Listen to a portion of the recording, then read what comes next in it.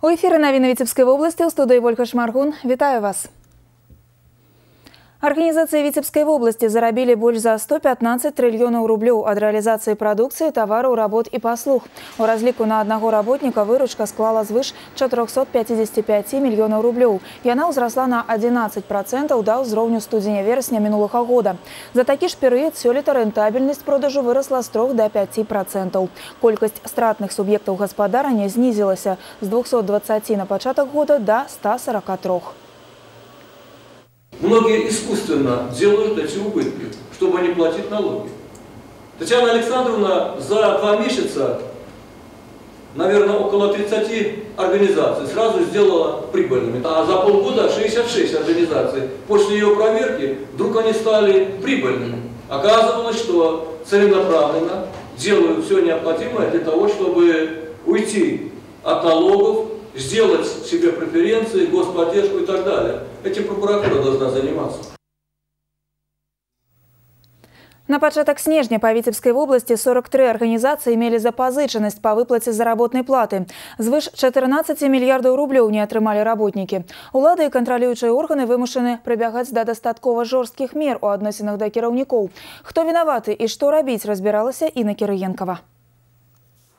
Тревожные звонки по затрымцы выплаты заработной платы штодзень поступаюць у камітэт дзяржаўнага кантролю Віцебскай вобласці. Толькі ў гэтым годзе на гарачую тэлефонную лінію звярнуліся 77 грамадзян. Ніводны факт не застаецца па-за увагай. Ситуация проверяется на местах. С помощью этой горячей линии было выявлено 31 организация, которая скрыла о том, что у них задолженность по заработной плате не читалась перед органами статистики. Ну а если говорить в целом о жесткости принимаемых мер, то за 11 месяцев этого года 740 юридических лиц и 711 должностных лиц привлечены к административной ответственности на сумму около 1 миллиарда 400 миллионов рублей. Найбольш складаная ситуация у сельскохаспадарчай галіне, асабліва ў Браслаўскім і Шумілінскім раёнах, дзе кожны месяц работникам затрымліваюць заработную плату. Яна і так самая нізкая, ледзьве дацягвае до 3 мільёнаў.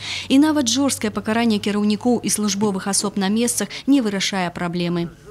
Основная причина несвоевременности выплаты и нарушения сроков выплаты заработной платы является убыточность, низкая рентабельность работы, отсутствие или недостаточное количество собственных средств, невозможность или проблемы с получением кредита в связи с неплатежеспособностью. Сельскохозяйственные организации для выплаты заработной платы вынуждены прибегать к авансам перерабатывающих предприятий в счет будущих поставок продукции. Низкие объемы вытворчасці, вялікія складскія запасы, адсутнасць уласных абаротных сродкаў значна падрывае фінансавую стабільнасць прадпрыемстваў. Адсюль і праблемы з выплатай заработнай платы. Найбольш адчуваюць іх суб'екты гаспадарання рэспубліканскай формы ўласнасці. У іх ліку пастаянны даўжнік адкрытае акцыянернае таварыства «Кім», якое не разлічылася са сваімі работнікамі яшчэ за кастрычнік. Запазычанае склала больш за 1 мільярд рублёў.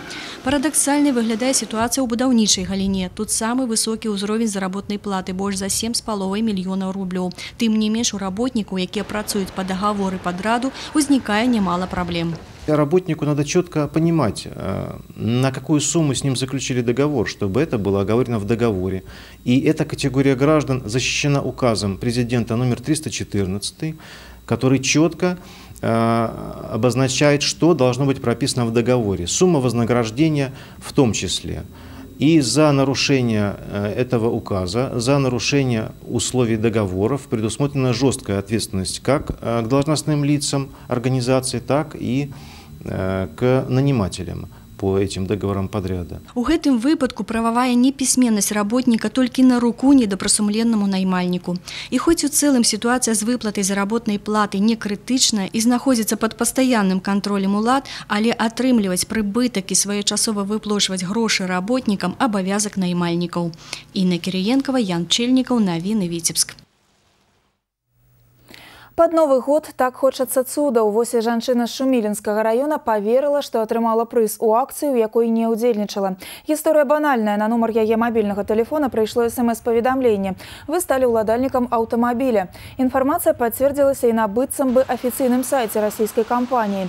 Пераможцы прапанавалі або прыехаць за прызам у Маскву, або перавесці на рахунак фірмы грошы за транспарціроўку выйгрышу ў Віцебск. Жанчына выбрала другі варыянт і адправіла на невядомы рахунак амаль 1,5 мільёна ў пераліку на беларускія рублі. Калі ж прыехала ў Віцебск, каб атрымаць аўтамабіль, то па ўказаным адрасе знайшла будынак дзіцячага садка. У тэатры зноў даюць прэм'еру. У пятніцу 19 снежня Нацыянальны акадэмічны тэатр імя Якуба Коласа запросіць гледачоў на загадкавыя варыяцыі. Гэта яшчэ адна гісторыя пра каханне да жанчыны. І хоць сама гераіня ні разу не з'явіцца перад гледачом, яе таямнічы вобраз прысутнічае ў дыялогу двух мужчын. Некалі ёю любімых і да гэтага часу ў яе закаханых. Спектакль паставіў заслужаны дзеяч мастацтва ў Беларусі Валерый Анісенка. Ён жа ў ролі пісьменніка Абеля Знарко. У ролі настаўніка музыкі акцёр Геннадзь Гайдук. Сустрэча гутарка двух незнаёмых мужчын паступова раскручвае загадкавую гісторыю. П'еса шырока вядомага французскага драматурга Эрыка Эмануэля Шмітта упершыню была пастаўлена ў 1966 годзе і дагэтуль на многіх сцэнах праходзіць з поспехам. У гэтым спектаклі ігралі шматлікія вядомыя акцёры, у тым ліку Ален Делон. Я, конечно, не Ален Делон, але у меня за плечима есть мое жыццё, есть мои стасунки, мои адносіны, мой погляд на жыццё, на близких, на каханне, на коллег, на светоадчуванне. Все гэта ёсць у п'есе. П'еса унікальная. Чым больш ты туды углядываешься, тым больш открывается безодня. І яшчэ, што важно, што для мяне прынцыпова радасна, і у выніку, я думаю, гэта можа самае галоўнае. Это шлях і працэс, які праходзіць акцёр у спасціжэнні ролі, у дадзеным выпадку Геннадзь Гайдук. Сутыкненне двух светапоглядаў і светапоглядаў на каханне, на што ёсць жанчына, і яны тут, перад гледачом, на вачах у яго, яны яе як бы спасцігаюць. Аказваецца, тое, мы не заўсёды ведаем, каго мы любім, разумееце? Оказывается, гэты чалавек, якога мы любім, ён мае некалькі адразу твараў. Запалім ёлку разам. У Віцебску адбылося святочнае карнавальнае шэсце. Амаль 500 дзядоў Марозаў і Снягурак разам з казачнымі персанажамі прайшлі па галоўнай вуліцы горада, каб запаліць галоўную лясную прыгажуню Віцебскай вобласці. Пад акампанемент дажджу і мокрага снегу разам з віцяблянамі ў навагоднім свяце прыняла ўдзел і наша здымачная група. Падрабязнасці ў рэпартажы Сергея Мисурагіна. Зіма ў Віцебску яшчэ не можа паўнапраўна ўступіць у свае правы. Але ў дзень урачыстага шэсця яна нагадала пра сябе першым сапраўдным, няхай і мокрым снегам. Тройка зімовых месяцаў горада ўзначальвала святочную калонну. Маркотныя гукі горада заглушылі бадзёрыя кампазіцыі духавога аркестра дзядоў Марозаў. За імі шчыльнай калонай рушылі галоўныя і самыя любімыя персанажы Новага года.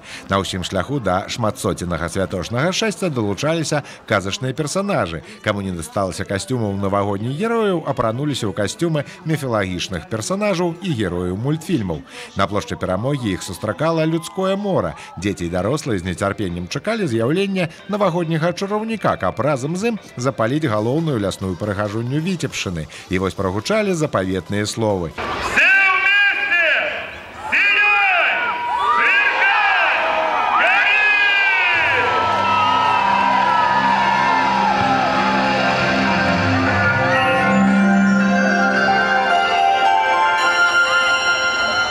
І плошчу Перамогі захапіла тэатралізаванае прадстаўленне з забаўляльнай праграмай. Цудадзейная сіла свята аб'яднала ўсіх у карагод вакол навагодняй ёлкі. Дзяды Марозы са снягуркамі выступалі ў ролі сіноптыкаў і распавядалі, калі наступіць сапраўдная зіма. Казачныя персанажы ганарыліся сваімі касцюмамі і запрашалі далучыцца да іх кампаніі. І ўсе жадалі шчасця і дабрабыту ў надыходзячым годзе казы. Второй год участвую, настроение очень хорошее. Все зрители заряжают только позитивом, поэтому настраиваемся только на положительные эмоции. Я же олень, у нас же Новый год, праздник. Действительно прекрасное шествие для того, чтобы начать это открытие нашего огромного Нового года. Цыганка, умею гадать.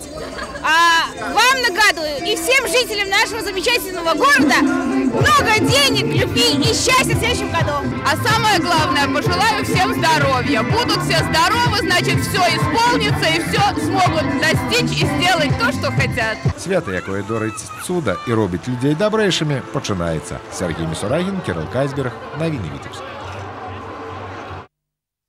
На гэтай пазітыўнай ноце завяршаем выпуск. Я з вами развітваюся. Усяго добрага. До сустрэчы.